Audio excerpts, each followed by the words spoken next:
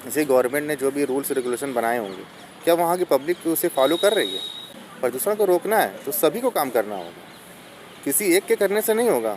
नियम बनाने से कुछ भी नहीं होता है, नियम को फॉलो करना पड़ता है।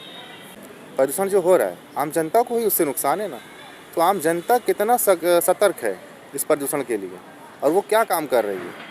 प्रदूषण जो भी हो रहा है, पटाखे हैं, गाड़ियाँ हैं, बाइक है, इन सब चीज़ों से ही प्रदूषण हो रहा है ना। तो क्या पब्लिक के अंदर इतनी जागरूकता है कि वो इन सब चीज़ों के लिए अच्छा सोच रही है? कितने लोगों ने बाइक और कार कम किए होंगे चलाना, वैसे चला रहे होंगे। प्रदूषण कम करना है तो आप सबको जागरूक होना पड़ेगा, सबको, किसी एक के करने से नहीं होगा। गवर्नमेंट काम कर रही है अपना, और हर किसी को अपना अपना योगदान देना होगा प्रदूषण के खिलाफ। और ये सिर्फ दिल्ली की ही बात नहीं है, पूरे हिंदुस्तान, पूरी दुनिया में प्रदूषण क्यों फैल रहा है?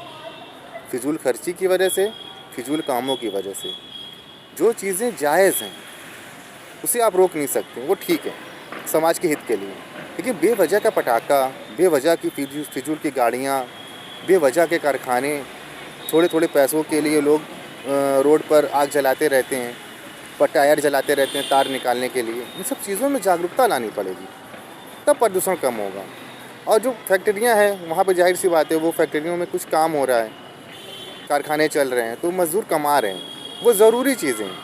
फिजूल खर्ची रोकनी चाहिए। जैसे कि फिजूल की प्लास्टिकें हैं, आप जितना प्लास्टिक यूज करोगे उतनी ही प्लास्टिक गलाई जाएगी, जब गलाएंगे तो प्रदूषण ज़्यादा होगा।